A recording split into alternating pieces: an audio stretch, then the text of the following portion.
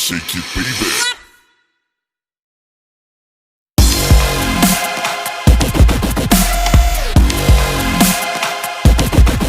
Hello guys, good evening to everyone.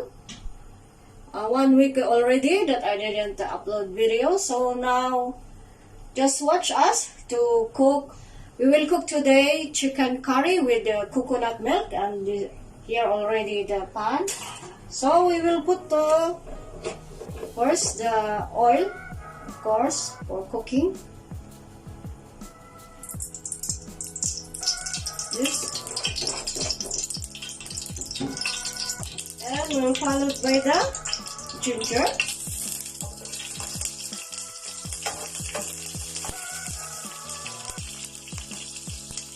Then the garlic.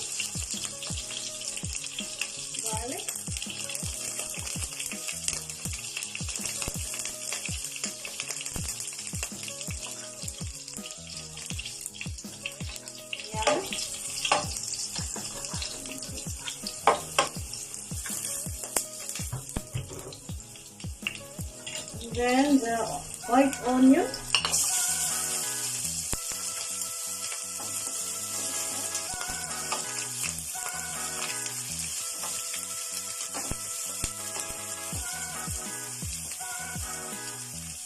At isunod natin yung barbecue.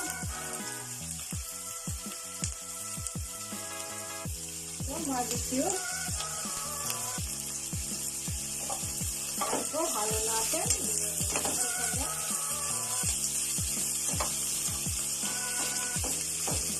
I put molecules for other taste also.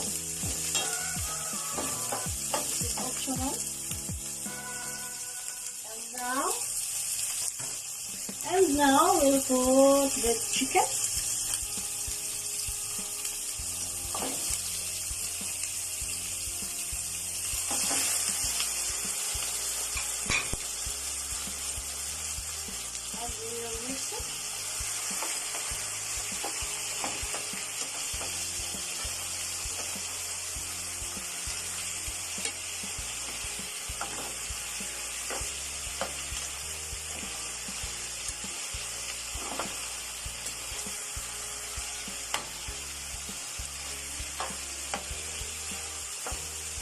Halo muna natin siya.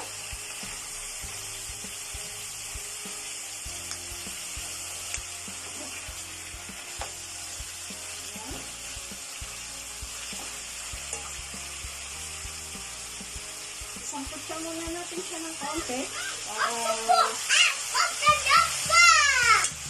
Para ano siya, para mawala-wala yung lasa. Tignan niyo yung ama ko, nakikihalo. Balik. Now, as you can see, the chicken is a little cooked, okay? And now we will add now the other ingredients. We'll put first the curry. This is curry, okay? 2 tablespoons of curry. This one. And we'll add the carrots and the potato.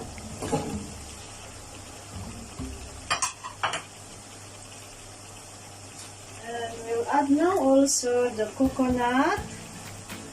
Lagay natin yung coconut milk. 1 can of coconut milk. Ayan siya. Halo-haloin na natin. Then, yung buo na paminta. Siya. Then we will mix it. Mix po natin muna siya.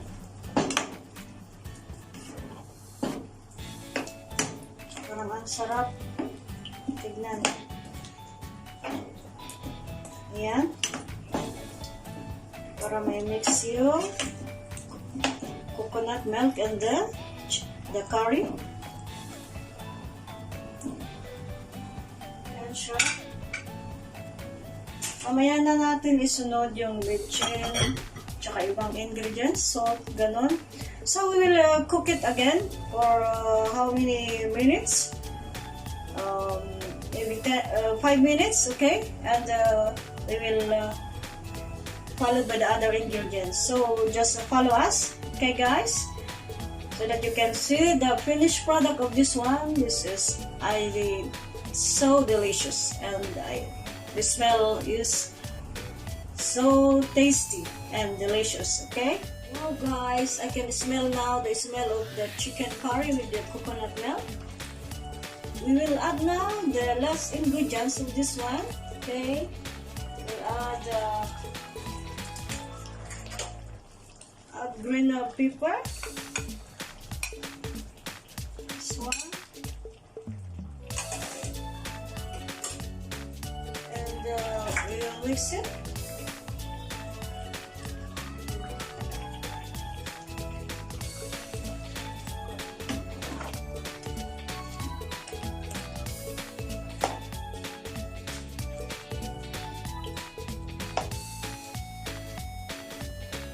Actually, it's my first time to cook chicken curry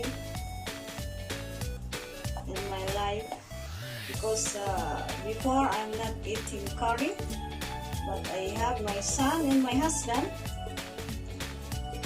Together we will eat with this one. It's my first time also to eat. So this one like this, and we will add little ajinomoto. This.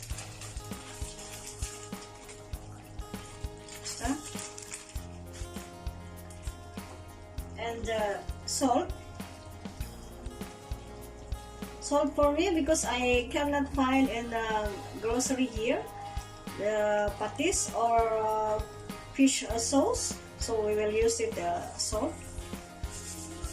Up to you how you will manage the taste for the salt.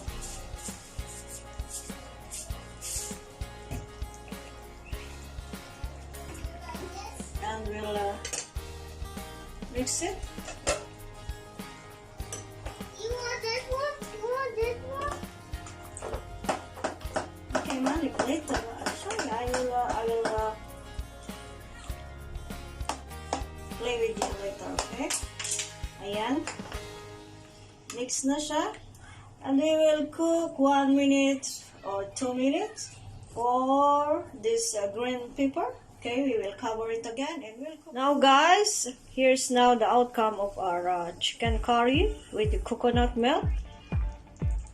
Ito na po siya, and we will serve it now. It's ready to serve and to eat because we are hungry now. So I will put it in the serving bowl. Guys, nandito na po sa bowl ang ating finished product, and wow, it's so delicious. As you can see in this bowl, the smell also is delicious, even you didn't taste it, but I'm sure I cook it delicious and yummy. So thank you again. Please don't forget to comment on my channel and subscribe.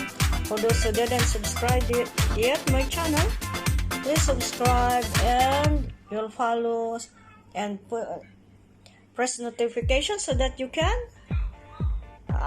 update my upcoming videos. And thank you again for today. Thank you so much.